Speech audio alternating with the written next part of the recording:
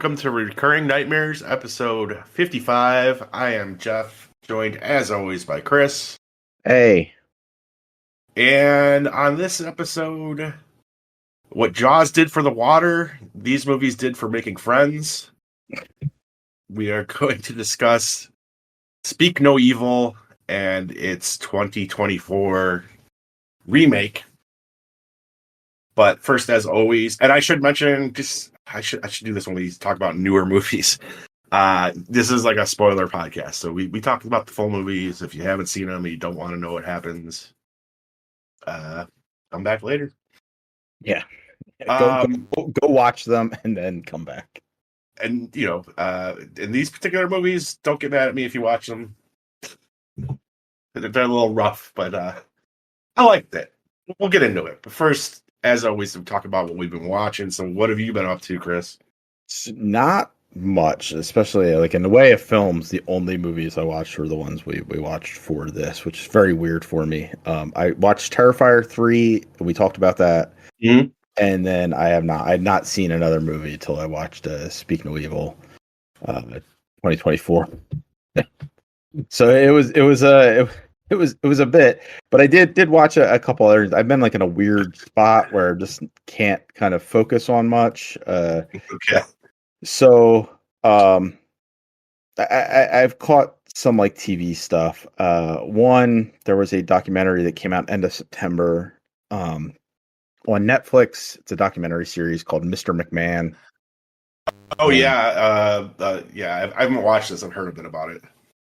Yeah, so it's the documentary on Vince McMahon.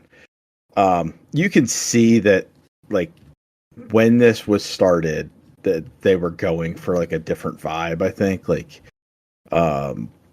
this was before the allegations had come out, and like, I mean, there's always been like allegations about McMahon, but he's kind of always skirted by them up until this last round where he basically had to like vacate his seat and as head of his company, and then he ultimately sold it to Endeavor, who was in charge of the UFC, and he's no longer associated with WWE, I think, at this point, because of the allegations that have come out about him. He might get a cabinet spot though. It's not like, over. I mean, his wife was just appointed or named to be the head of the Department of Education, which she has zero qualifications for, mind you. Regardless, Vince McMahon is kind of a shitty human, and this though was like, I think originally kind of painting it out like, hey, look at this guy who, he built this big multi-billion-dollar company.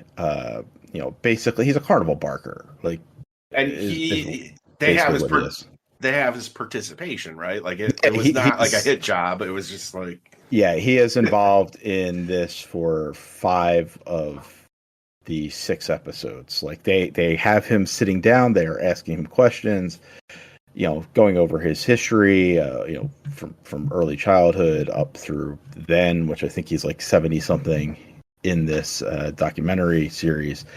And then the allegations came out while they were filming this, and he ceased all participation from that point forward.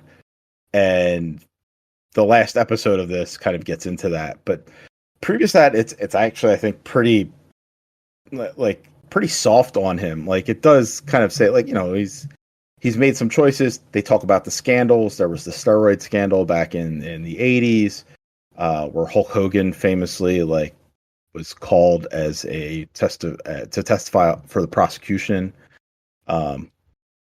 And he participated, but he ultimately did not sell out McMahon. There is, he squashed a labor. Jesse Ventura was trying to organize the wrestlers into forming a union, and he basically squashed that.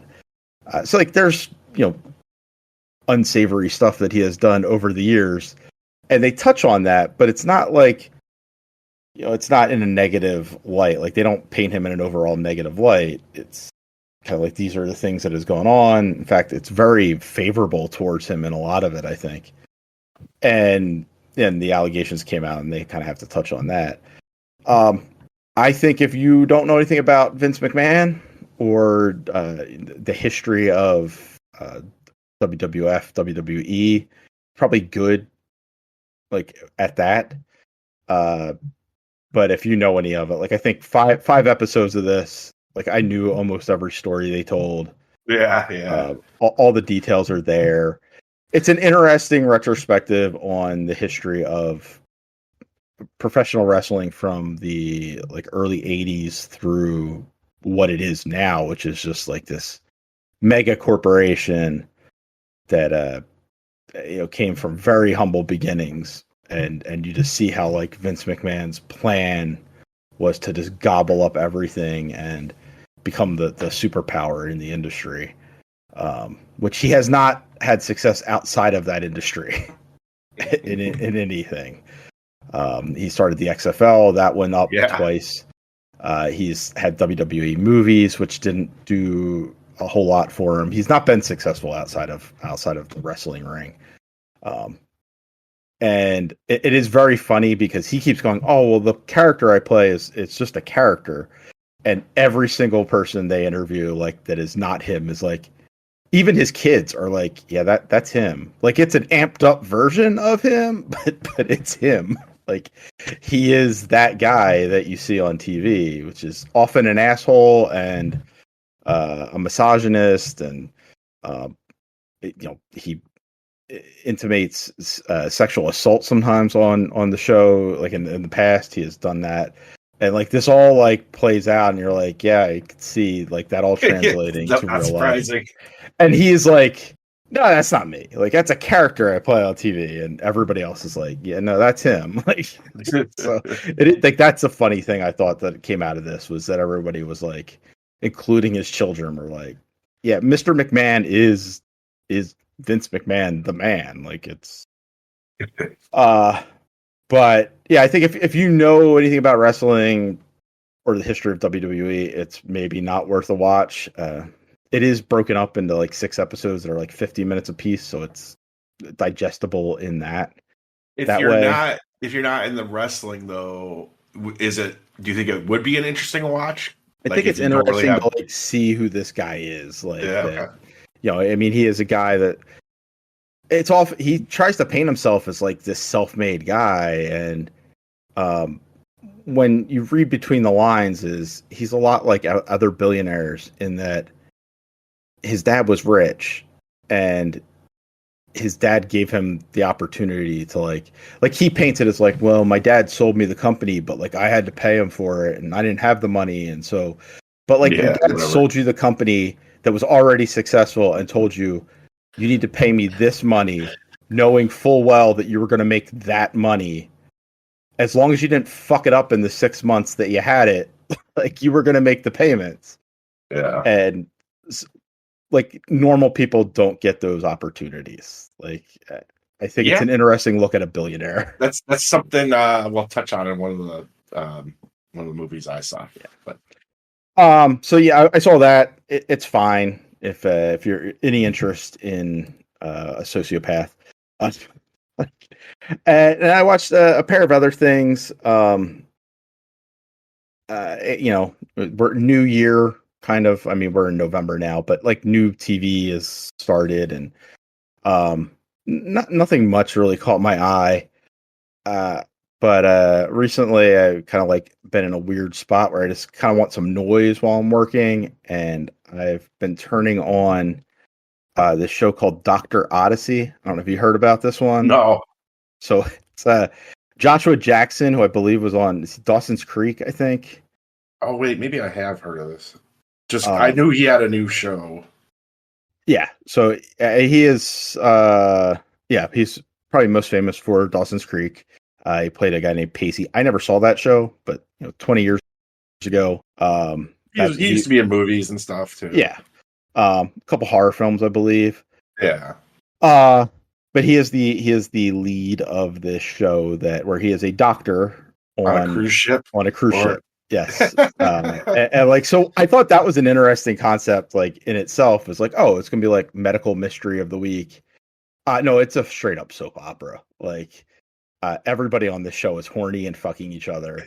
It's like a kind of a Grey's Anatomy or something like that. Yeah, like I was hoping more for like a house. Yeah. Like where it's this is not that, but Philippa Sue, who if you saw Hamilton, the Disney Plus version of it, she plays what's his name's wife in that.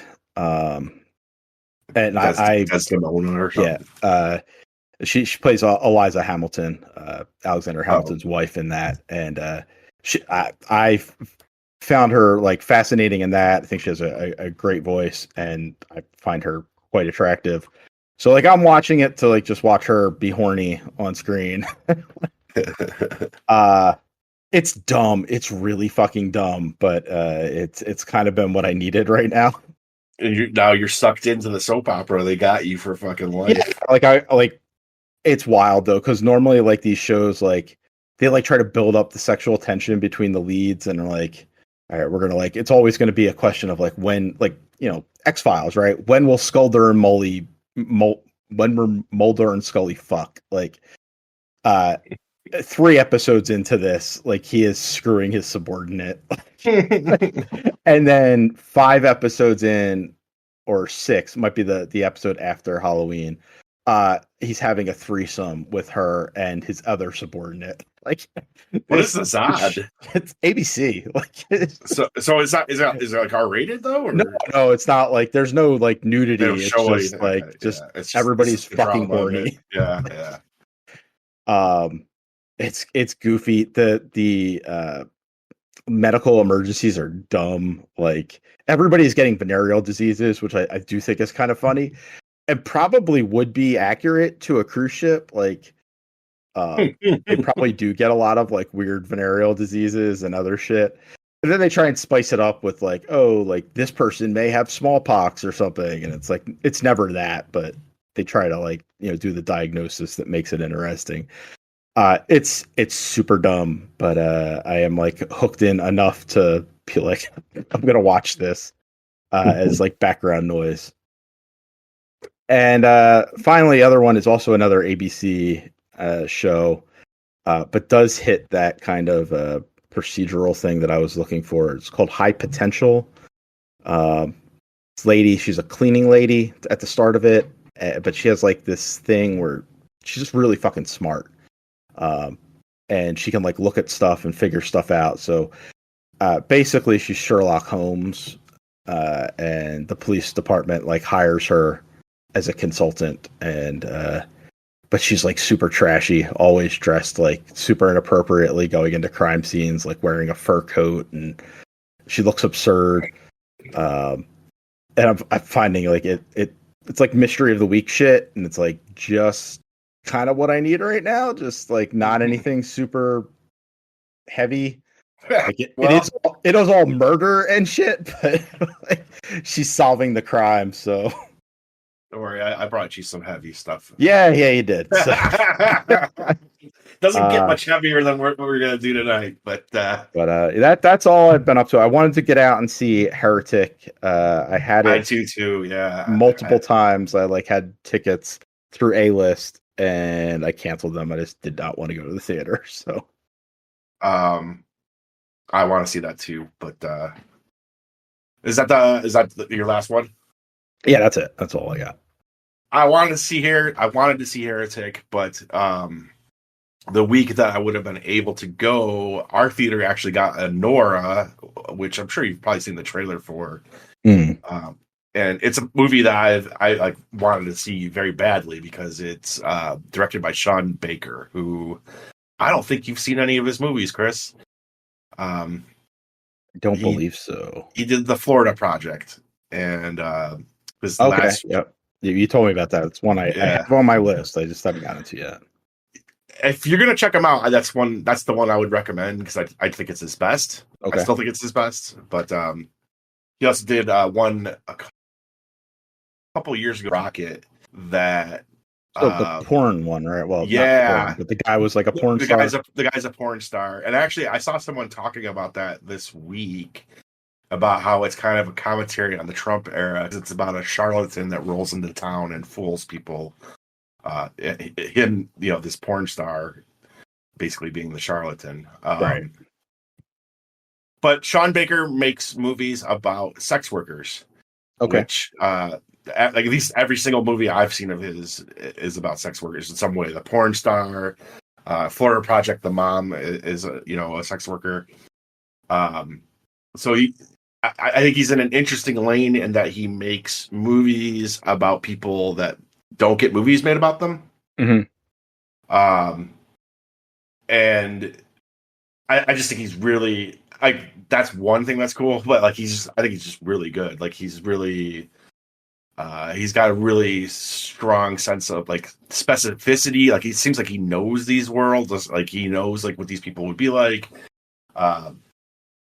And I think he's a pretty strong storyteller and strong director. And I think he really steps it up here. Again, I don't think this is as good as the Florida Project, but the premise here is Mikey Madison, who she was in the recent Scream movies.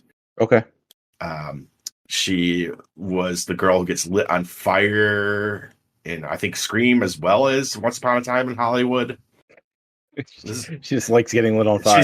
She has this crazy energy in anything I've seen her in, and she gets lit on fire. And this is her first leading role, and she plays a stripper / sex worker who meets this rich kid, he's 20 something, mm-hmm. who a kind of romance forms between them because she could speak Russian and he's Russian. And what you think you are getting in this movie is Pretty Woman, an update on Pretty Woman, kind of this fairy tale about a woman who escapes her life to something better. And that's kind of what you get for the first hour. And then it takes a turn. It turns into this one crazy night movie, and it's very funny at parts, but it's also really, really awful when you think about what is happening to her. Because, and this is kind of stolen from a Filmcast conversation about this, but what Sean Baker does, what the thesis running through his movies is that the American dream is a lie. If you are born in poverty or working class, you are never moving out of that status into a different class. And that's, once again, what this movie really touches on. Her performance is incredible. I think she'll be up for Oscar. I think she'll get a nomination. And the movie pulls off a really cool magic trick, which is like I said, you think it's this fairy tale romance thing until you realize, oh no, it is definitely fucking not. And the whole second half of the movie is just kind of insanity, kind of this uncut gems level of menace and insanity. But it's also secretly doing a different love story in the second half. So when you reach the end, you're like, I actually have been watching a love story, I think. I don't want to say much more than that because it's spoilery. I think it's well worth checking out because I think you would like it. I really think, though, if you just want to check out what Sean Baker's all about, I think there's no better starting point than the Florida Project. But I haven't seen a movie by him I don't like. I think he's really one of the best directors going. Oh, cool. I did see the trailer for this, looking through the photos that on IMDb, and the way the trailer did paint it out was she marries this Russian oligarch rich kid, and the parents come, or the dad comes to New York or wherever they're at to break them up. Yep, that's kind of how the trailer ends. So yes, and that is what I remembered of the trailer is I knew there was something up with his parents. I don't know if they're mob or what. And then I don't, I was something they're going to come try to stop their relationship. The trailer is pretty good about not giving away how that plays out, but and I will not, I'll let you see it. You should definitely see it. But it does turn into a crazy, one night adventure of Cool. just pure insanity. Yeah, I am interested in it. Big recommend. But again, check out Florida Project. Okay. And I only have like 2 other things too. It was a light month for me as well. It's just not a lot out there. But I got a chance to watch something over the weekend, Chris. Did you see this? It was I think on Netflix, an event on Netflix. Oh yeah, yes. They are you talking about the boxing match? Yes. Yeah, I did. Well, I tried. You were part of this. Okay. Did you actually get to see any of the fight? Some, not much, but some. Okay. I think, obviously with the touch on the obvious here, which it was plagued by server problems, I guess. Like it was like almost impossible to fucking watch this thing. And when you would get through, it would be like really,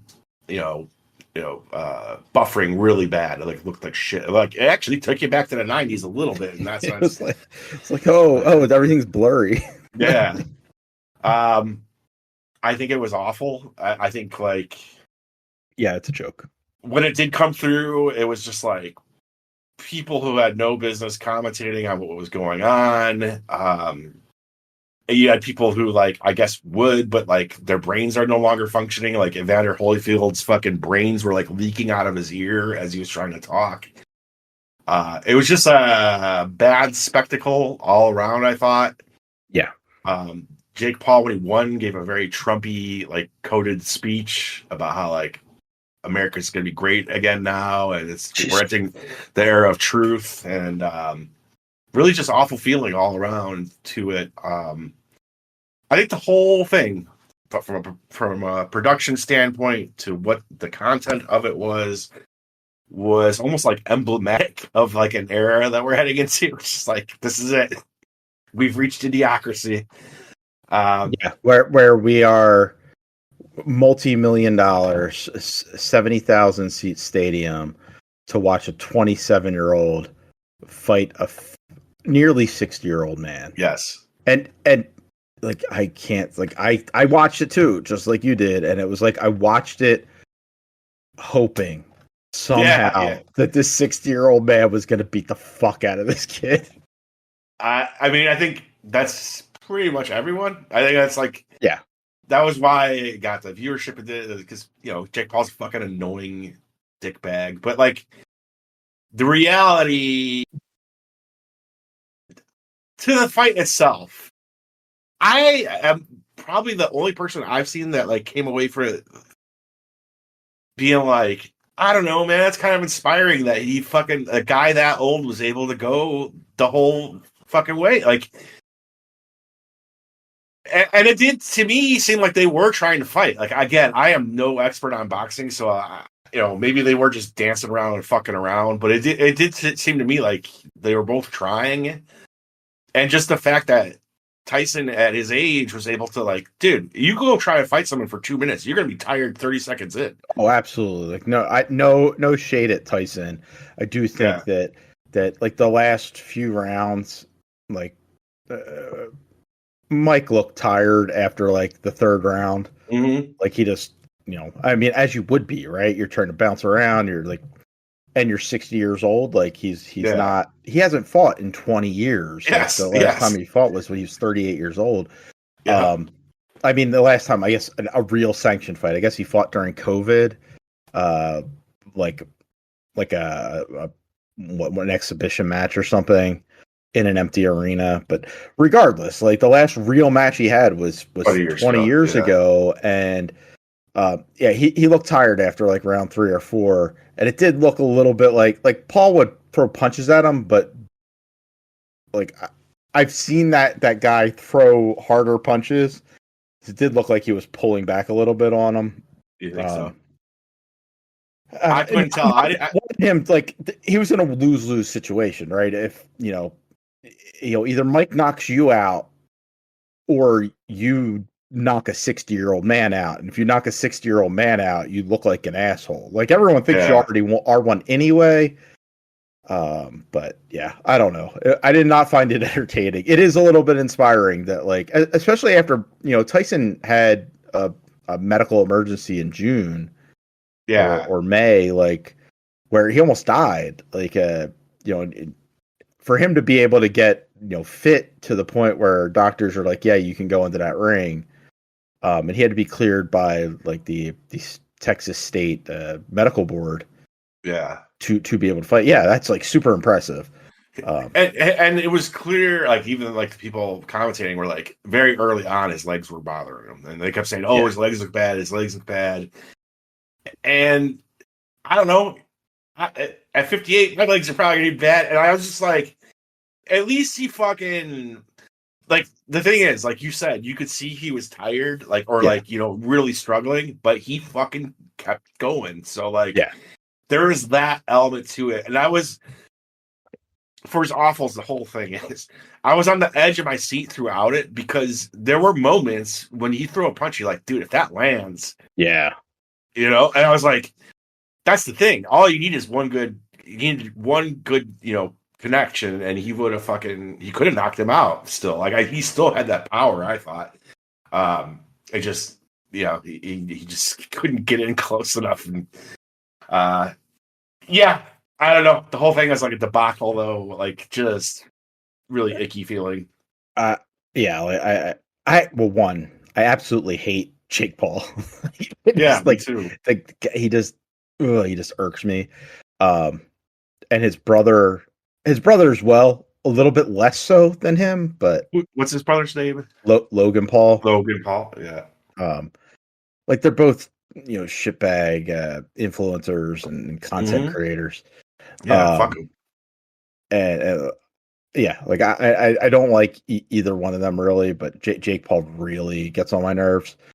But regardless of any of that, I think this, like, Netflix best beef their shit up, because this coming up, like Christmas time, Day, football, right? Football games, yeah. And, I want to be able to watch football on Christmas. Goddamn it. Yeah. I want to be able to watch the games they have on tap, and also in the new year, like they've signed on. Part of the reason Netflix had that Mr. McMahon documentary and not another service was because they're using it as like kind of a jumping on point for Netflix people, because they signed the WWE contract. So like, they're going to be broadcasting live once a week, WWE Raw. I thought Peacock had that. Peacock does that. Contract's over. Okay, gotcha. And starting in January, Netflix will have Raw, and I believe the pay-per-view stuff as well. So like they're gonna, like, and I'm not saying like this probably was the biggest stress test for it, because everybody tried to tune in to watch this fight, but football is going to be hard, and if it doesn't work, the NFL is going to be really pissed off. I think they'll figure it out, hopefully by then, but I just don't know how they blew this. Like, you knew it was going to be big, like people were going to show up and watch it for sure, and it was debacle. Like, outside of the fact of like how awful the whole thing is, like it was awful on top of awful. Yeah, just bad technical presentation, bad production too. Like, just like just terrible. Yeah, weird way of doing things. But that was that. I just have one more thing before we get into Speak No Evil, which I know you're super excited about. The Penguin wrapped up since our last episode, and I think that show was excellent.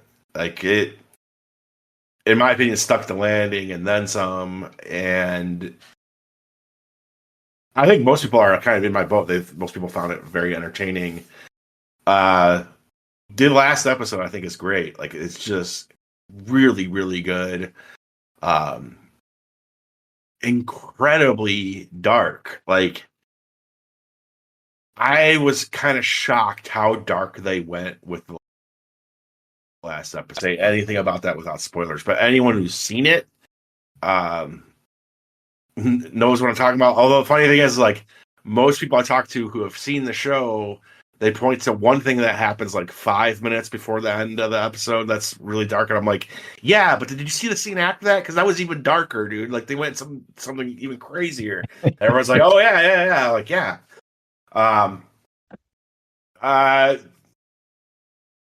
One thing I want to say about it, this is not really giving anything away, but the comparisons to Sopranos, one of the it mainly comes from like, hey, we're doing a mob show. Yeah. But part of it is like very early on in like the first episode, I think most people who've seen The Sopranos would notice that he's got mom issues. And that is a big part of The Sopranos, especially season 1, is that like his mom, Tony Soprano's mom, is like, she's the one who fucked him up, right? Mm-hmm. And you get vibes of that throughout this. You're like, oh, they're just copying that. But by the end, you realize this is the inverse of that, and that she's not the one who made Penguin the way he is. He's the one that made his mom the way she is. And it's just like he's always been a fucking little piece of shit. It's like from a little boy. It's pretty cool. Yeah, dude, this is a huge recommend, and like I really hope that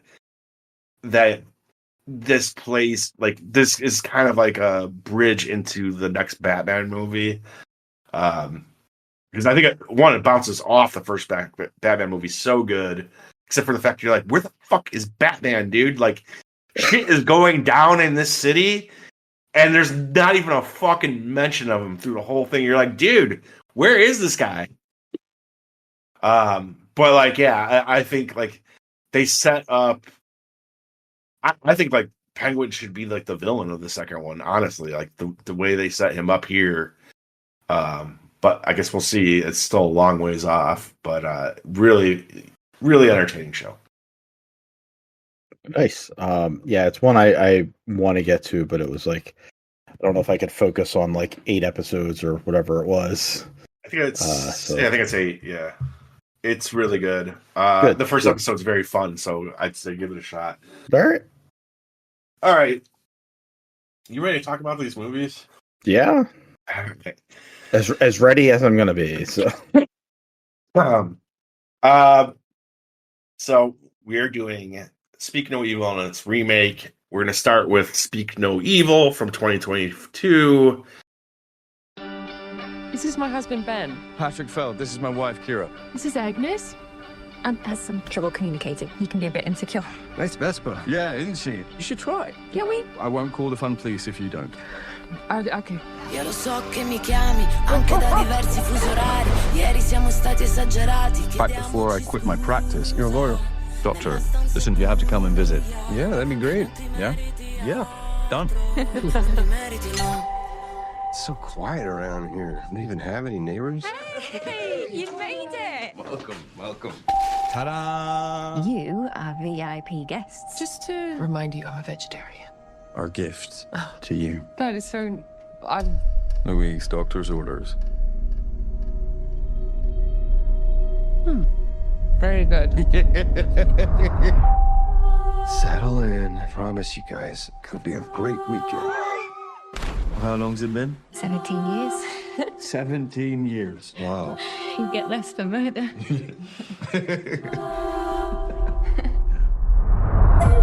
Something's not right with him. He has a condition. It makes it hard for him to communicate. Sometimes it's okay to think things, but you can't actually say them. Oh, no. Thank God there's a doctor in the house. I'm not a doctor. What? But didn't you say you were a doctor? Did I? Yeah. Look at their faces. Of course I'm a bloody doctor.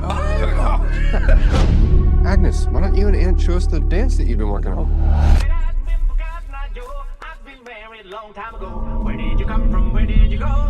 And what is wrong with you? Just feel the rhythm in your feet. Right, 1, 2, 3, 4. This is the one. What is wrong with you? I want to pack up the car and I want to leave right now.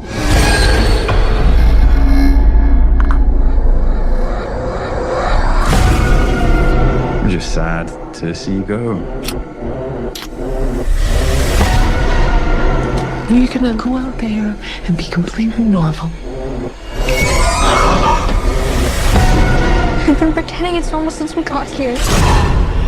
Dad?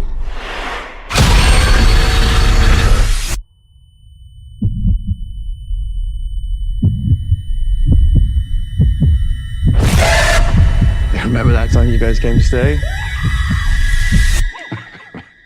You flipped out and tried to leave without saying goodbye?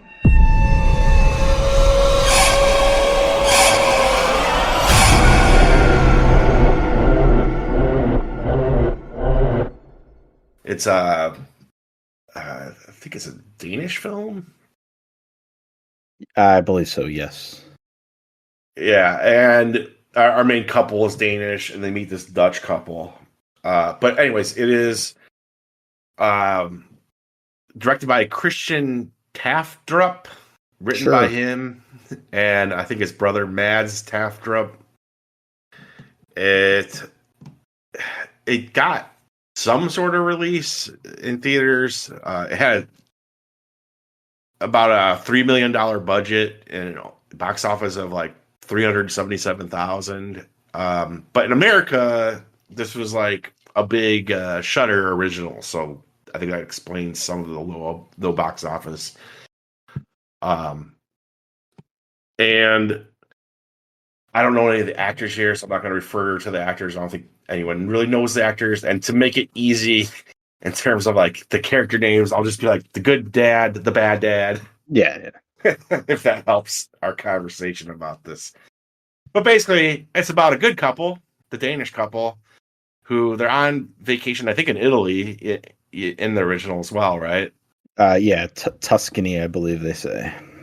They meet the bad couple, the Dutch couple, and kind of hit it off with them. And after their vacation, who knows how long after, they get invited to go spend a weekend at their farmhouse or whatever.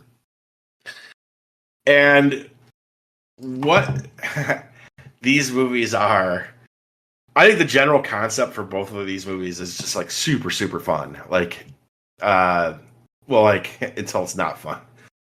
But the idea is that the host family is constantly making them feel uncomfortable. Like, it's a series of like these microaggressions against them to where like you're super uncomfortable, but you're like, do I want to say something? And like, maybe I'm the one that's like reading into this wrong, or maybe I'm the one that's being prudish, or they're the hosts. And maybe I exactly that. Like maybe I'm being prudish. Maybe I'm overthinking it. And so you just kind of let things happen. But it is like a deliberate plan by the bad couple to fuck with them, like to test their limits and stuff. And so like they're like the bad husband, he's very charismatic and kind of like a free spirit, and seems to kind of know a lot about things, and he's supposedly a doctor, right? Like, yeah, it's this thing where someone is making you uncomfortable, but they're also like the person that you kind of want to be around at the party. They're charismatic like that. And to me, this whole brew is like hitting a nerve that I don't think I've seen in a horror movie. To me, it's almost like the first, hour and a half of both of these movies kind of play like a comedy of manners.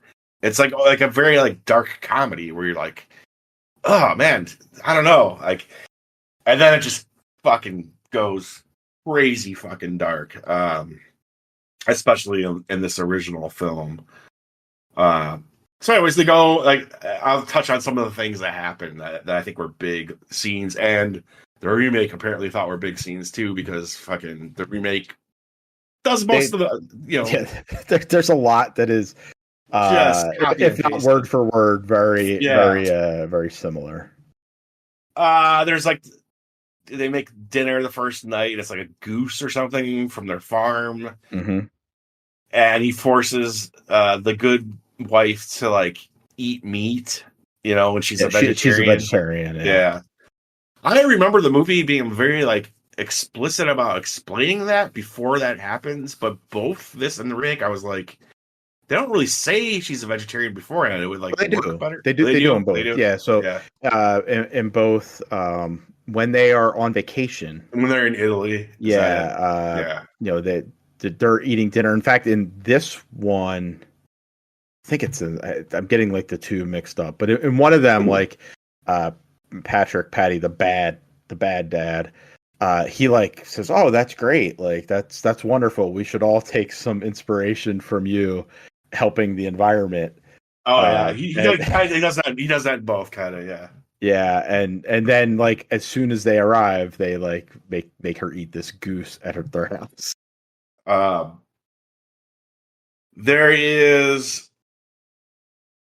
There's a part where they go to a restaurant. I really love this.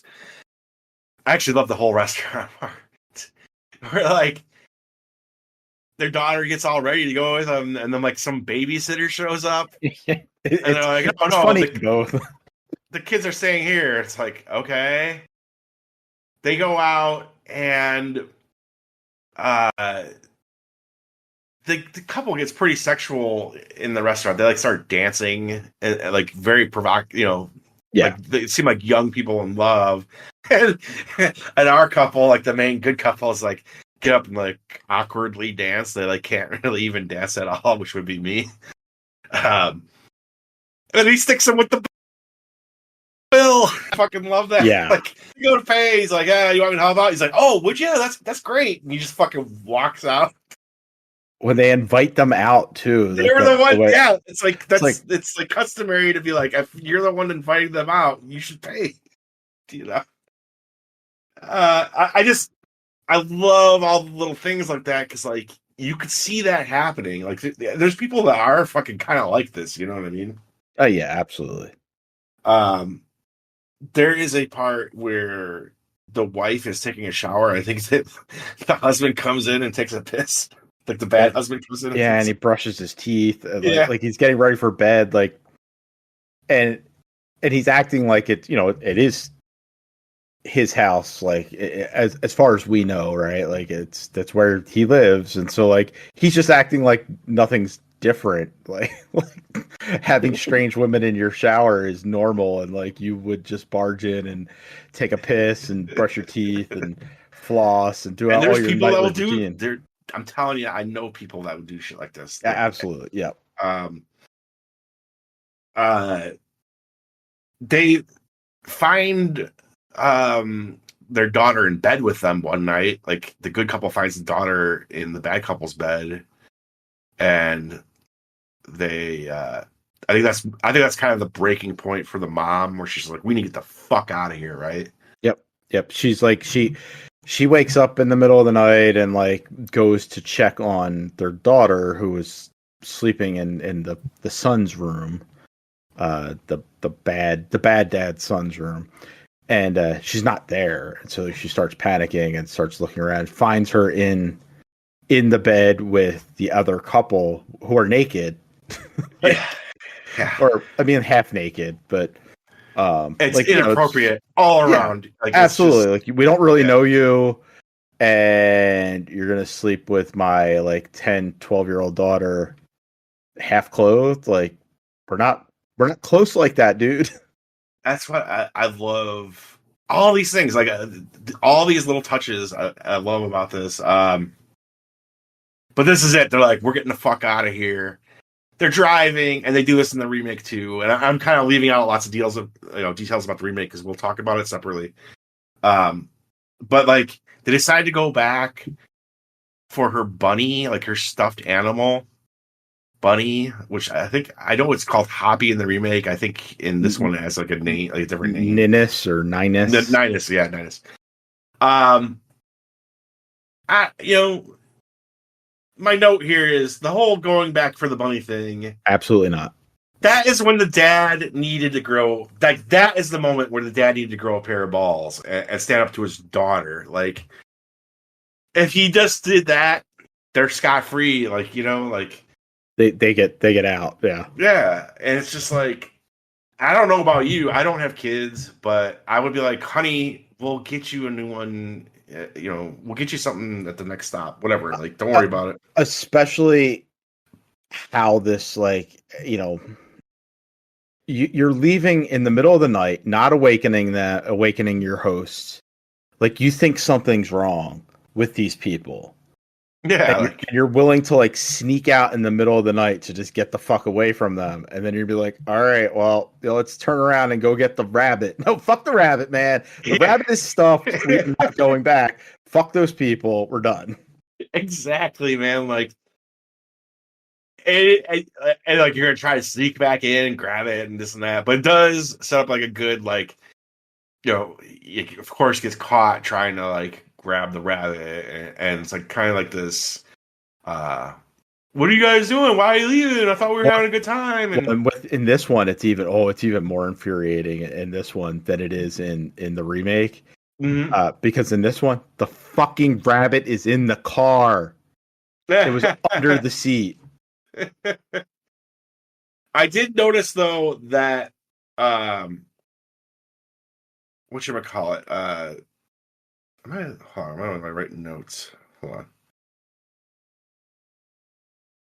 I thought the wife was way more direct, I think they were like way more direct about why they were leaving. They're like, yeah, you guys did this thing that made me uncomfortable. Yep. You made me eat meat. And in the remake, they're not as direct. I think they say that she had her freaked out. Yes, but either way, go ahead. That's how they try to leave the second time in the remake.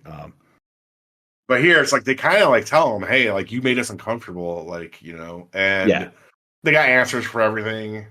Did they have that? Was it in the original that they're like, oh, we used to have a daughter? Because in the remake they say, like, we used to have a daughter, and so, like, we miss her, and, like, she was crying for you, and you weren't, like, I don't know what you guys are doing. I do. They say something along those lines, and what you find out is, like, there's a dark reason why they had a daughter and don't have one anymore. Yeah. But, like, in this one, I think the parents were supposedly fucking. Like, the good parents were fucking while she was, like, looking for help or scared. That's a major change in the remake.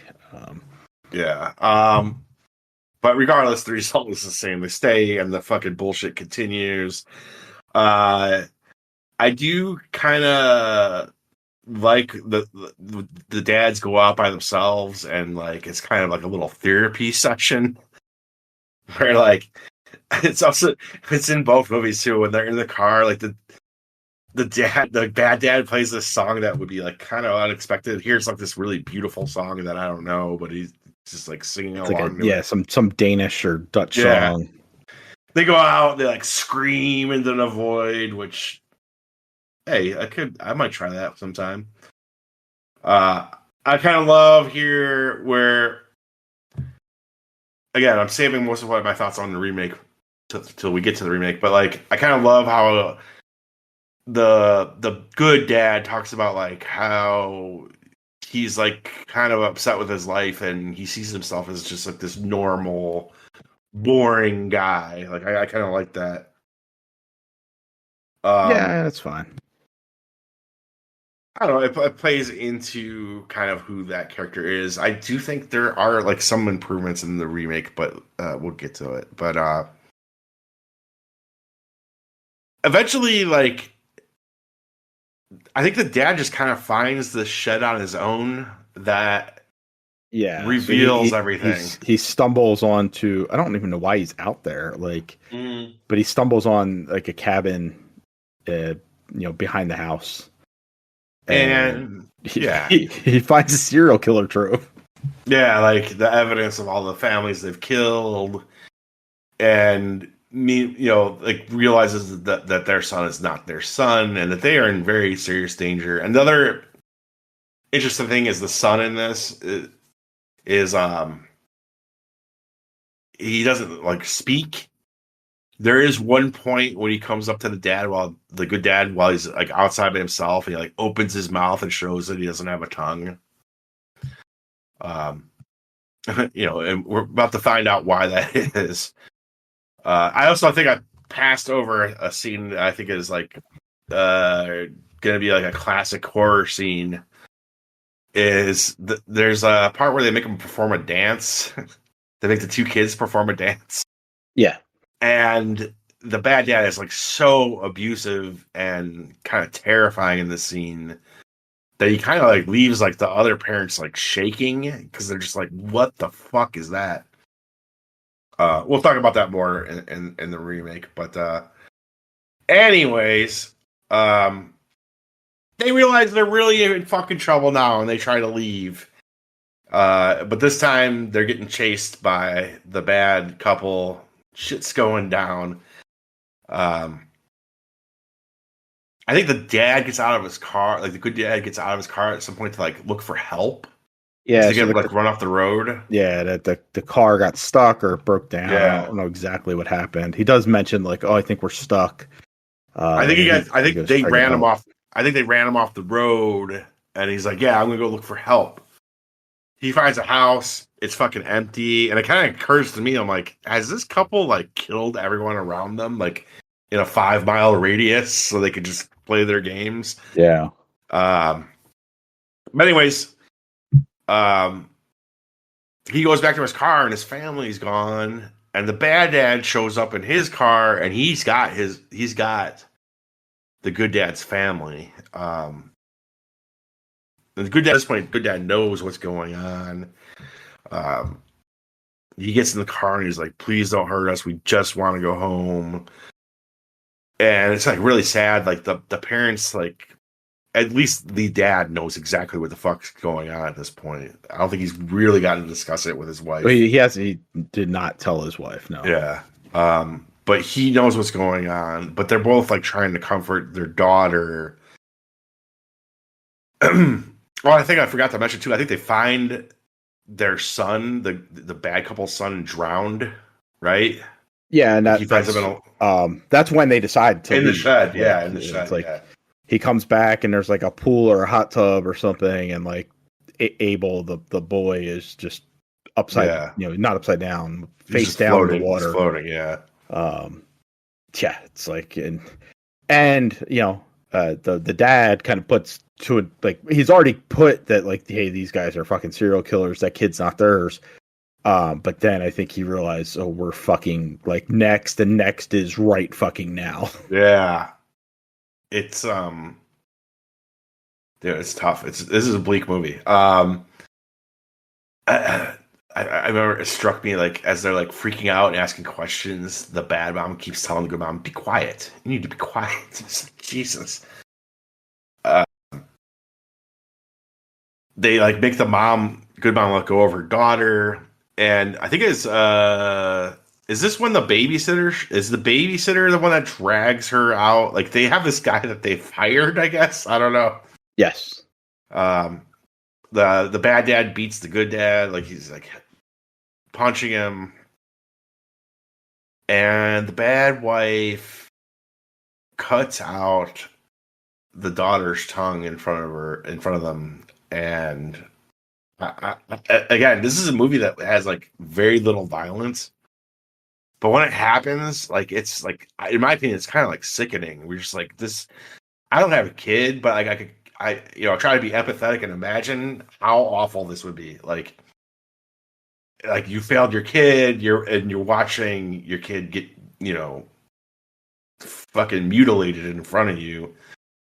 Just I don't know. It's like upsetting to me to even talk about. And then they like fucking and the dad like starts puking as this is happening. They take him out. They make him strip their clothes, like the parents' clothes off, and they're like, "Why are you doing this?" And the bad dad says, "Because you let me." Just sounds a little like the Strangers, why are you doing this? Because you were here. This is a little more, I mean, it's a chilling line. This is a little more pointed though, because the movie is about them letting them, like they were just obedient the whole time. And I don't know. I think this is where where I like all this is horrible, right?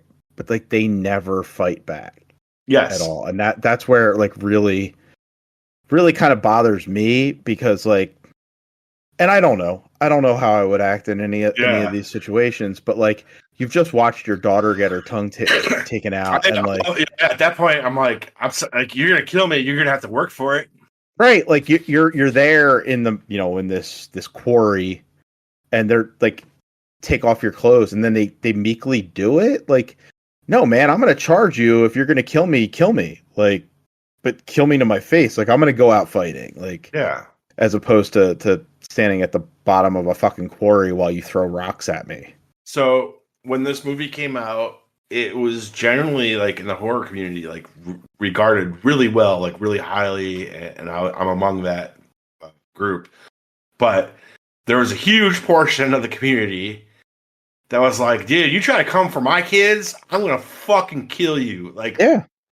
And so the people, there are even people that like generally liked the whole movie, but like this ending, it wasn't that the ending was bleak that they hated. They hated that the parents didn't fight back.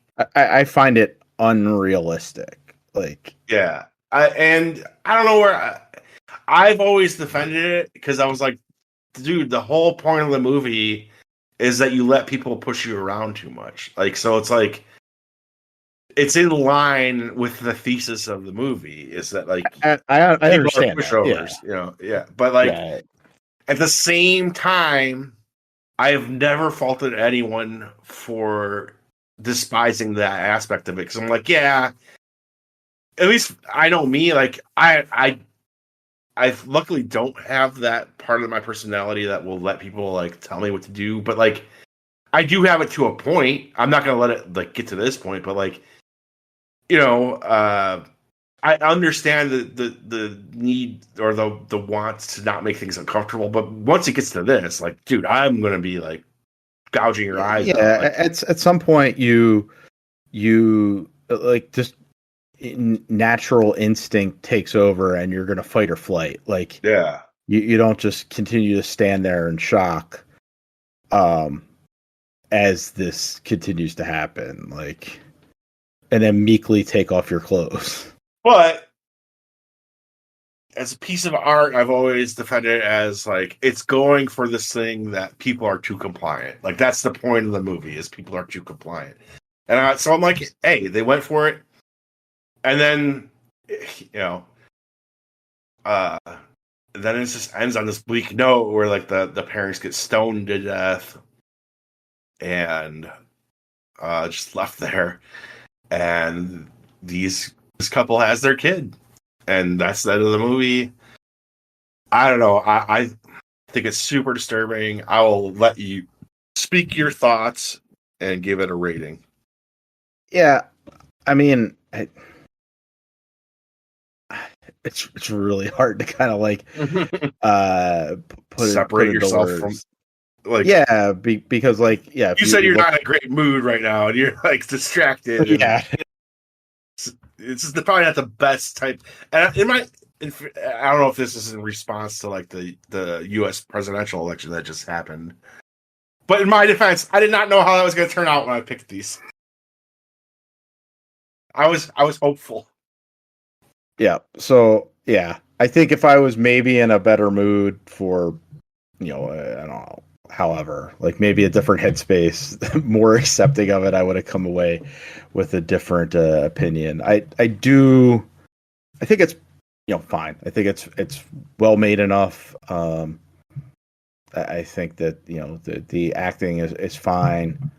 It's kind of understated in a lot of cases, which works in its favor. I think, which I enjoy stuff in the remake. A little more because it's a little more boisterous, but this works in just kind of allowing it to have that shock value.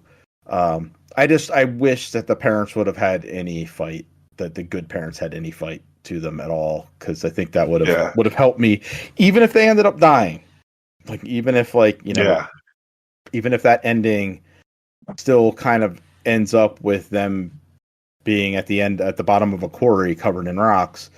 If they had showed any fight, I think I would have been a little more positive on it. As it is, I think it's fine. I'm gonna end up at 6 out of 10 for it. So ever since I've seen this movie, I've wanted you to see it, so I'm happy that they made a remake. There you go. So I had an excuse to get you to see it. But I've always wondered what your reaction would be to it. Your initial reaction, like like your review on like Letterboxd is like, I'm just not in the mood for something this bleak right now. So I wonder if you, again, if you were in a different place, like this, to me, I think that like the fact that it's so bleak is part of what makes it special, because it's like, I think horror movies shouldn't always give you a hug at the end. It should be. Oh, sure, for sure. But I always had wondered since the moment I saw this movie how you would react to the end because of the parents not fighting back. I was like, is he going to be in the camp of like they don't do anything? What the fuck? Or is he going to be like, no, it's kind of in line with what the movie is saying. I guess I have my answer now, and I get it, and I'm like.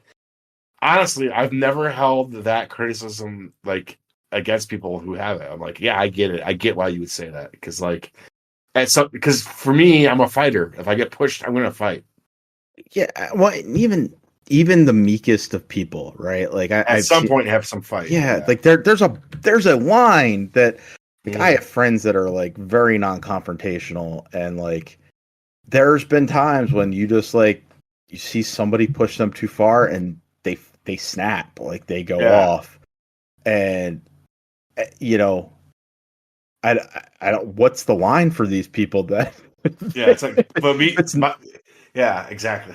Like meanwhile, I fucking snapped on my boss this morning for like almost no reason because I'm just so pissed off about the state of our work, like our business, and so like I'm like in the middle. Like I kind of like let things slide a lot, but like if I think it's something that's worth standing up for, I'm gonna fucking fight you. And obviously, if someone was coming after someone I loved, I will fucking kill you. Like straight up. Like I think we watched some bleak shit in the past where I don't know if it always works out for what was it Eden Lake? Is that one of them? Like it's a movie that I think about when I watch this is Eden Lake. I actually think about that movie. But like at least you see like the victims there they're fighting the whole time. They're trying to fight back. And it's like I get this is a very weird, uncomfortable situation, but once you know you're in mortal danger and like once you see your child be, mutilated like that, you would think there would be something more than just like the meekness that they put on. It fits for the message that the filmmakers are going for. Yeah. Can't fault that. It's just that to me, I just found it a little bit unrealistic. I hear you. I don't really have a comeback to people's complaints on that other than like it's the message of the movie. And I kind of applaud the filmmakers here for sticking to their guns. And even if I had that quibble with it, I still think this is like a pretty incredible idea for a movie. And I like, for me personally, I think this is one of the best recent horror movies. Like the last few years, this really stands out to me. It's like a 9 out of 10 for me. Like I think it's really, really great. Nice. I mean, premise alone, it is a terrifying premise, right? Yeah, One, I'm not sure if I would take anybody up on the offer to go to their house after having spent like 3 or 4 days with them. After seeing this movie, no. I'm not making any friends anymore on vacation. And what's also fascinating, and we get into it with the remake, is because they change a few things in how the couple itself is presented. But one of the things that they change here is so that they get this postcard from the family from the bad dad and bad mom, the serial killers. They get this postcard inviting them to come to the Netherlands and see them. But like this couple has like they have friends at home, so like somebody's gonna miss them. And that is something they change in the remake where the family that is victimized in the remake doesn't have anybody to fall back on. Like they're Americans in a foreign land working in another foreign country. Yes. There are no close friends. There are no family that is going to miss them immediately. And this would make them closer. Like it's not as big of a right. Well, yeah, like. Let's get into the remake. This was directed by James Watkins, who I don't know what he's done. Let's see if he's done anything. The Descent Part 2. That one's fine, I guess. Oh, he did a little movie called Eden Lake. So I could wow, what a coincidence. I could see you. I did not know that until right now. I could, because Eden Lake starts with this uncomfortable manners thing, right? Yeah, and it goes crazy. So I could see why they would choose it for this. He did the screenplay, obviously based on the original, like very based on the original. Like, I want to toast to Italy, of course, to the food, of course, and to love. To love. Salute. Dear Louise, Bjørn, and Agnes, how are you? We were just talking the other day how nice it was spending time with you this summer. We would love to invite you to come to visit us. Yeah, you made it! Sorry for the mess. It's gonna get much worse. Come on. Yeah! He's been cooking all day. He's making wild boar. This is for you. I'm a vegetarian. I insist. I insist. Wat zijn jullie boodschap? Hi, Abel. Abel has some difficulty speaking. He has what you call congenital aglossia, meaning basically he's born without a tongue. Abel, komt dit!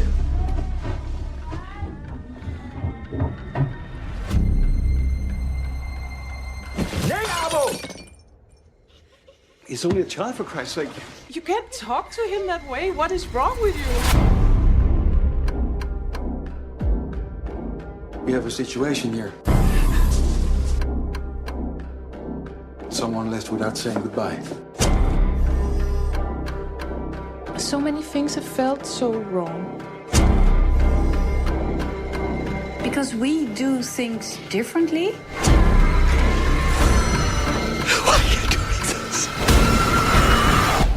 No one's forcing you to stay, but I really hope you do, because today is gonna be a great day.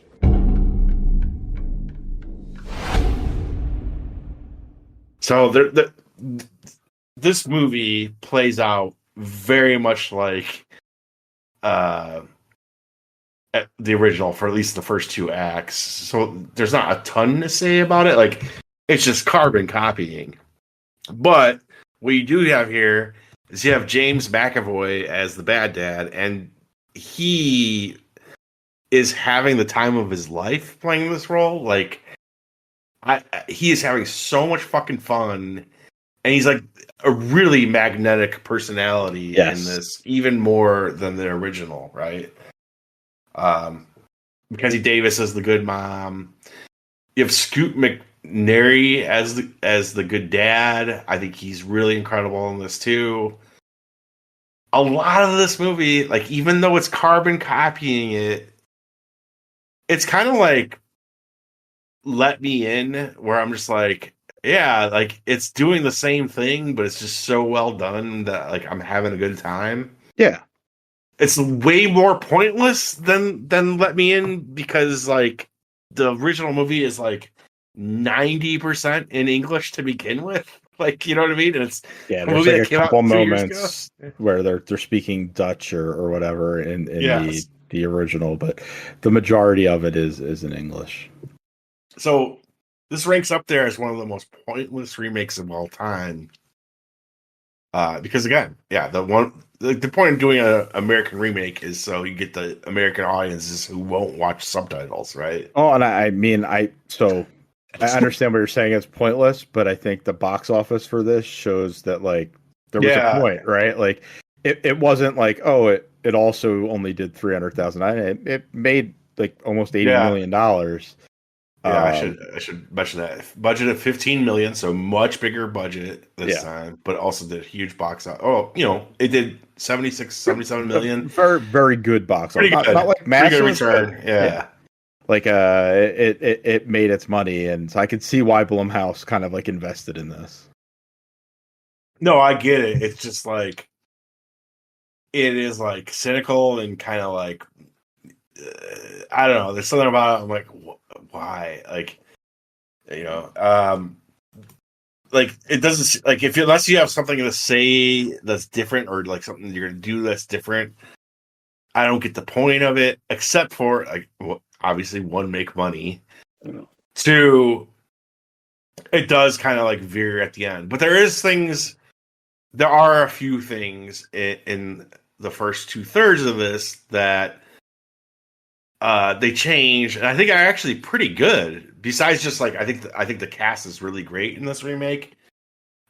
There's a whole element of like they're the good couple. Their marriage is a little fraught because he discovered that his wife was like sexting like a coworker or something like that, right? Yeah, or a coworker sexted her. I don't even know if she sent her. It seemed to me like there was like, I mean, if you're at the point where you're getting dick sent, something's going on. There's, some flirtation probably happening, right? And I thought that was interesting. I thought it added like a layer to it. I don't know. Like, what do you think? Yeah, well, and so in the original, you don't have that. Like, you kind of get this little thing where the dad is kind of like unsatisfied. Yes, but there isn't this tension between the two of them. He's just going through the motions. That's what he's unsatisfied he about. Seems like a cuck in the original a little bit, but it's not. Yeah, it's not that his wife. None of this. Like, this is all new material in this, and I thought it was like pretty well done. And like when they go out in their little like we're gonna scream into the void thing, like their therapy session there is him talking about like, hey man, like it's cool, like she loves you, right? Like blah blah blah, right? Yeah. I appreciated this element being added. Yeah, it puts that rift between the husband and wife, and he's emasculated. Yeah, and the wife is like more kind of like on the ball with this. Like she is questioning things. She is asking him like, hey, like it was fucking weird that like he made me eat meat, or like, and the dad is like, it's nothing. Like, and you can see why, because he has this animosity towards her that he's like hasn't forgiven her for what has happened. So there's a rift between them where they don't necessarily fully trust each other. And so when she's bringing up objections, he's dismissing them outright, which is putting them in more danger. Yeah. I agree with all that. The other thing, I think there's like one other thing in the first 2/3 of the movie that's different, and I don't like it. And that is how much the son, the bad couple's son, quote unquote son, not their son, like signals what's going on. I think it signals, it's too like telegraphing what's going to happen. But also like they're fucking stupid.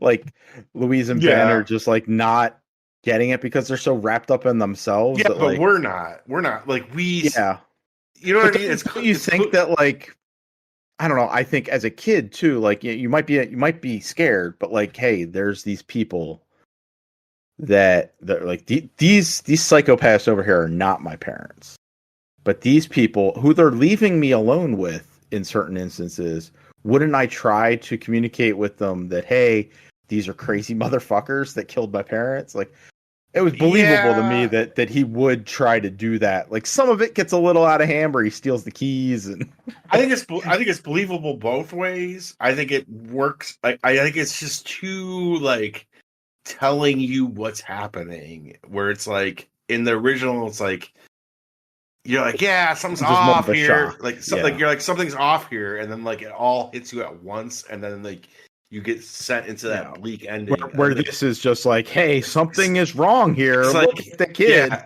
yes, it's like hitting you over the head with it. Like, I do appreciate the kid trying, but also I think it's believable. In the original, the kid would be so beaten down and abused and scared that he would do nothing. Like, I find that believable. Again, it just feels so Americanized to me, where it's just like we have to have like this adventure aspect of it. Like, the kid is trying to solve it. Like, it worked a little bit better. just like having something to like cling to. Like someone's trying to do something, yeah. Like, oh, and I watched this one first too, so it was just like, whatever. Like, I'm not so like, interesting surprised by this. So it's so interesting that you watched the first. And I was like, maybe he'll do that because, like, I would love to hear the thoughts of someone who watched this one first. So before you suggested this, like, I did want to see, and I didn't know it was a remake until I did not, and so that's another reason why, like, I think like an Americanized version of this, like, I'm pretty in with horror, but like maybe not certain types of horror. Like, this isn't something that I would normally seek out, so it's not in the realm of where I would, follow things. So, but like, hey, like James McAvoy's in a fucking horror film. Like, I like James McAvoy.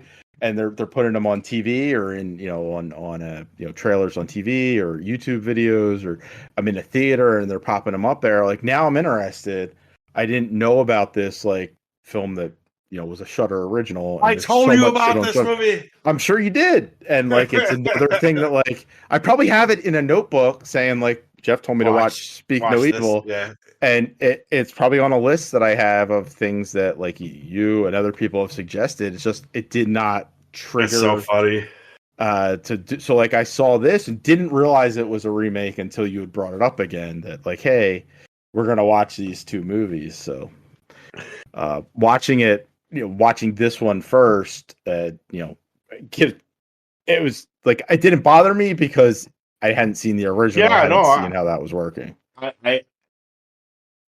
If I watch this movie first, again, I can't. It's hard, like impossible for me to put myself in that situation. Yeah. I would be like, "This is great! Like, this is like very entertaining and disturbing, and it's this very solid horror movie." But part of the problem is, like, for me having seen the original, like, even if they stuck the landing, which I don't think they do here, but like, even if they had stuck the landing, it's like, dude, you're borrowing like 70.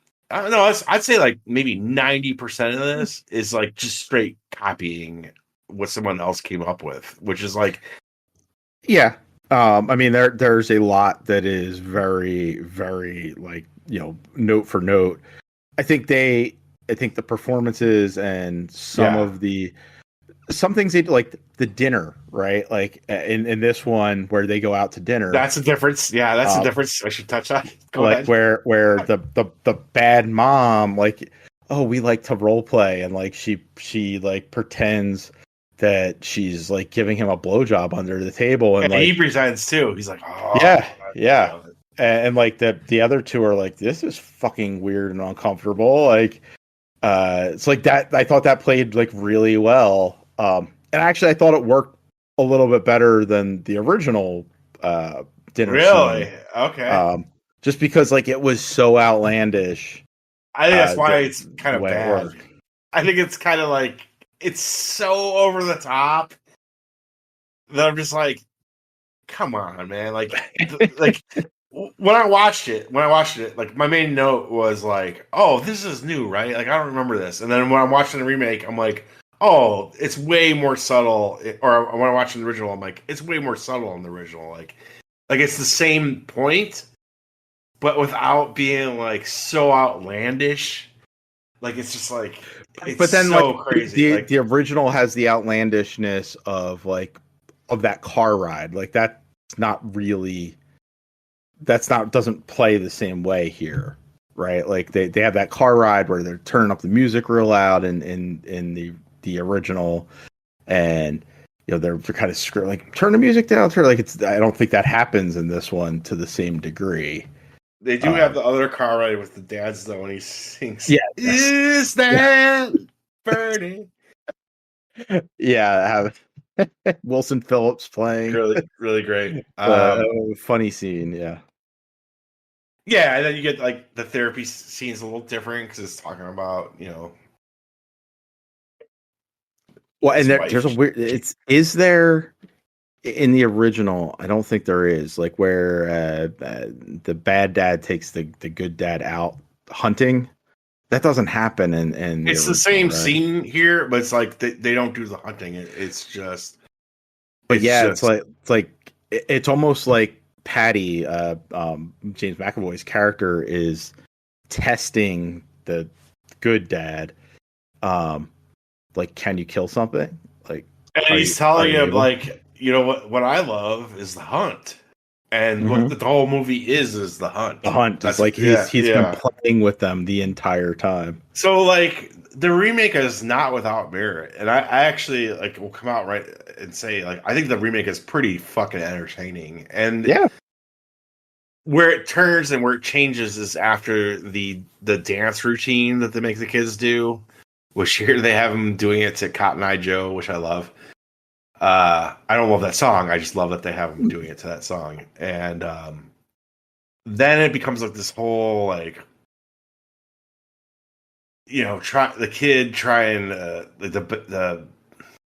kid with his tongue cut out, like the son is like trying to steal the keys from the dad and show them what's going on. They get to see what's going on, like in the shed. And it's like, holy fucking shit.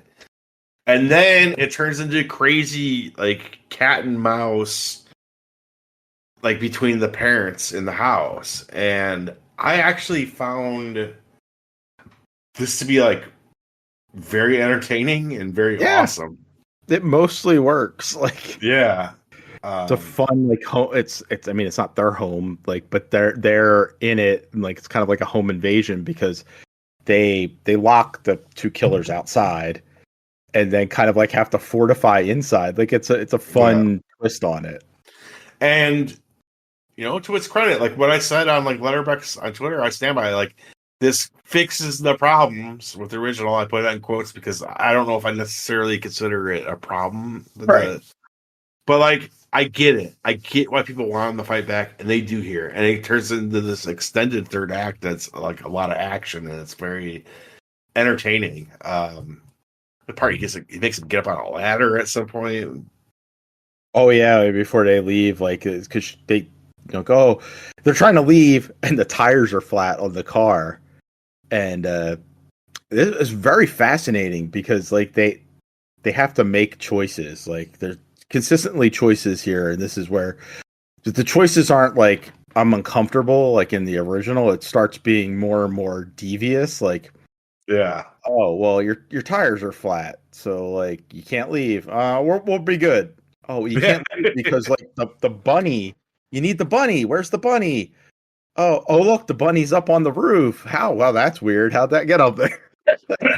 And like, go. How about you climb up the roof? So it's like this tense scene of like, is he gonna pull the fucking ladder out from underneath them? Like, what's gonna happen here? And then even there, it's like, all right, well. Aunt, go, like they're trying to help the kids still at that point. And like, Aunt, go open the gate. And he's like, no need. So he pulls the kid close and opens the gate. And then they start to drive away. And he throws the fucking kid into the lake. Mm-hmm. Like, and the kid can't swim. Making sure they could see it. Yeah. And it's like, this kid you have this choice. Like, you could leave right now. And like, that kid dies, but you live. But like you have to live with that yourself, and then the dad's like motherfucker, and like like hops out, saves the kid. Like it's a little outlandish, but it's it's satisfying, and that you would think that I don't know. I honestly, again, I don't know what choice I would make in that I was that about to moment. ask you. I was about to ask you. I think I'm driving. Yeah, I think I'm done. think I might like. Sorry, I don't know this kid. The kid's probably dead anyway, and if we go back, we're also dead. I don't know, but maybe in that moment, like you just have that. Fuck, gotta try and save him, and he doesn't. Like, I think you're driving away. I think so too, but like you want to think you'll be the hero. You want to think right? you're a good person. You want to think you're a good person, but like at the end of the day, people want to protect their tribe, and it's like, yeah, we're getting the fuck out of here. I have no actually problems with that though. I think that was really cool. Like, and it plays off the drowning from the original. Like, hey, we're gonna show him throwing him in there. But I liked about this third act, like I appreciate that they like changed this so that like, hey, it's exciting. It is very Americanized. They're fighting back, but I had no problems with it. And in fact, like I also love they kept some of the bleakness of it because like there's a part where the family gets like squared off in a room and like the other family's trying to come after them, and the dad Scoot McNairy is just like, I'm so sorry, like I don't know what to do. Like we're fucked, and like that desperation, like that, like reaching the end of your rope or reaching a dead end, and you're like fucked is like I think pretty well conveyed. Did you catch that in this, or were you like yeah? I thought like I really felt it. Like horror movies don't often like lay out like how terrible the stakes are for people, and I think they did. Like obviously they're aping off the original because like the original definitely lays out how bad the stakes are for them, but like here, like they like retained that where he's just like, dude, I think we're gonna die and I'm so sorry, like I'm sorry I failed you guys. And I thought that like really worked. Yeah. But then the ending happens and we get the Hollywood ending. Like, yeah, and like this is where I ultimately like this film quite a bit. I do too. I think that they get down from the roof, right? They're about to escape, and Patty, James McAvoy, like is holding the daughter at gunpoint, and this is where I'm like, this is stupid, because she pockets the syringe of ketamine that they're going to use to like numb her so they can cut her tongue out. Yeah. And she's been holding it this entire time that they've been chased through the house, been, fucking tortured. Like she's holding on to this thing the entire time, and she has the wherewithal to be like, and now I'm going to stab this motherfucker. And she stabs him like, I don't remember exactly where but she stabs him with the needle, injects him, and then like the ketamine takes it. And it's so stupid. It's the one part where I was like, this is dumb. Like everything else really worked except for this one. I didn't even think of that. Tiny moment. I didn't even think of that. I was just already like mad about like, oh, they're gonna somehow get out of this. They're gonna live. Like, try to put yourself in the shoes of someone who saw the original. Like where you're just like, this is supposed to be like an exercise in like, there's no hope. And here, like, and then like, I think appreciated that there was hope. I hear you. But and then like, I think the aunt comes in with a rock and like crushes his dad's head, right? Yeah, that's pretty goofy too. But I get it. I understand. I would do it. Even as an 8-year-old kid or whatever, I'd fucking do it. And then like the end is like just them driving off. Like they even have the other kid and like they saved him, and it was like, I don't know. For me, it was like, again, trying to comfort you when the world is not comforting. Like, and sure, I think that's fine 95% of the time. Like, Get Out has like an ending where it's like, oh, the cops show up and this, but no, it's fine. Like, and that's regarded as one of the best horror films of the last decade, right? Right. But to me, it's like, because we have this original text, it's like, well, you're kind of like betraying what the original was about a little bit.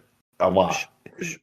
Yeah, but I appreciate that they are two separate films, like because They of that, are right? because of that. Because because like the whole action-packed third act. I'm so conflicted about this because like I find the action-packed third act to be very, very fun. It's fun. It's a good time. But they still could have been like, we're gonna make this bleak and like we're gonna kill the daughter in front of you, and like I think you split the difference. You have the parents, like you mentioned this in the first movie, like you have the parents fight back and they fail. Right. You could still do that. I think that like I'm sure that producers or whoever here was like, no, we're not going to do that. Like, they probably got them $10 million extra dollars somehow or whatever. You know what I mean? Oh, I'm sure. Like people don't want to see what the original was. People don't. Yeah, they're like, we're spending $15 million on this, and if we murder we kill the parents in this, and the bad guys get away with it, and our last shot is like them on another holiday with the new daughter. I mean, people are like, we may make some money. We may make 20-25 million, but we're not making 75 million. Like, it might be the difference in the box office. You might be right. It might be that big of a difference. Because people would, if you put that original one in theaters, people would come out being like, "Did bad time, like fucking and unrealistic," blah blah blah. Yeah. So it might have made a difference. I don't know, but there we are. I'm glad that they both exist. Like somebody asked me it was on Blue Sky or on Threads or somewhere when I posted my like little mini review that like I did not have a good time with the original, and they were like, "Oh, well, does the remake like justify itself?" I'm like, "Yeah, like these are two separate films, and I'm happy they both exist. Like, would I ever watch the original again? No, I don't think so." I probably wouldn't have either, except for I gotta be honest, man. Like, I don't get like flustered much by horror, but like the original one, like really kind of upsets me. So grim and and bleak, and it's like there are movies that are grim and bleak that I can rewatch because like there's a fun aspect to them. That original movie it's so sad what happens. Like there's no fun in it. It is just like, oh, this is miserable. Like, even if it's well executed, it's well executed miserableness. And this is fun. Like at the end of the day, like it is bleak. It is grim through like 2/3 of it. It's giving you most of the ride of the original, but you get to get off. You get to get off the ride at the end. I can get off and go. All right, that was scary. Yeah, the world doesn't completely suck. Yeah. I appreciate that they both exist separately, and it's not just a shot for shot full on remake of the original. It's close for a while. Yeah. All right. I guess I'll give you the final. Yeah, I mean, I watched them backwards, like as I said. Yeah. So I came in different way, and I talked about it. Like I think that this, you described it really well. It's a roller coaster ride at the end, and you're allowed to get off of the horror ride and like feel okay about life. And like right now, maybe there's not a lot to feel all right. There's definitely not. There's definitely not. So I appreciated being able to get off this ride, and even for us, like we watch a ton of horror. Some of it is really grim and dark and bleak. But sometimes like you don't want it to always be that way. And then this one clicked for me in that way. And it's just fun. Like James McAvoy is fucking phenomenal in this. He's so good. He's so good. Just to watch his performance by itself was just like that was worth it alone. Like he is a super it's like villain. he's on Uppers or something. Yeah. It is wild. Absolutely loved him in this though. Score? I'm gonna go 8 out of 10. I really, really liked it. I actually really enjoyed this too, but to me it's like compromised by what the Americanization things they did. there's two things. It's signaling too much with the kid, and it's the like. Again, if this is the only movie that existed, if this wasn't a remake, it's actually three things. If this wasn't a remake, I would like be like, this is a fucking awesome horror movie. This is like amazing. But I know what it's supposed to be, and like I just can't square that. Or I'm just like, you guys pussed out. You pussed out at the end. That's fair. I forgot what the third thing was, but whatever. It is like, to me, because it like pushes out, it's like a 7.5. But like, I would recommend, like, again, if someone asked me which one to watch, I would say watch the original. I'd kind of say watch them both. Like, I think they're both like, it's weird because of how much this is copying, but still, I think like they're both. Regardless, it's such a fun premise that turns so dark. I kind of hats off to both of them a little bit, but like I do think that I don't know, they backed off at the end here and just went with the safe path. Anyways, Chris, that's I guess we disagree on this one. I did not do a poll. Fuck it, we'll leave it as it stands. All right. I'm saying the original, you're saying the remake. What's up next month? So it's Christmas time. Yes. So I picked out a pair of Christmas horror films, both from 2015. One is called A Christmas Horror Story. Oh yeah. And the other is 2015's Krampus, which I have not seen. It has the American Krampus. Yeah, the American Krampus with Adam Scott, the guy from. I thought you had seen. I thought you liked that. No, you haven't seen it? Maybe I have. I don't know. I've forgotten then. Like if I have. Okay. But I was like, and American. A Christmas Horror Story is the other one. Both are from 2015. Krampus is available on Hulu and Max. And there are multiple Krampus movies, so if you're watching along with us, it is the one with Adam Scott. Yeah. He's in what's that show on Apple that he's on? Severance. Yeah, Severance, and he was in Parks and Rec and some other stuff. So that is on Max and Hulu, and A Christmas Horror Story, which also it features Krampus fighting Santa Claus. That's not what I was thinking of.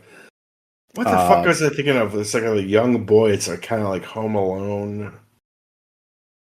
Oh, you made us watch that one, didn't you? I don't think so. It's like a Danish.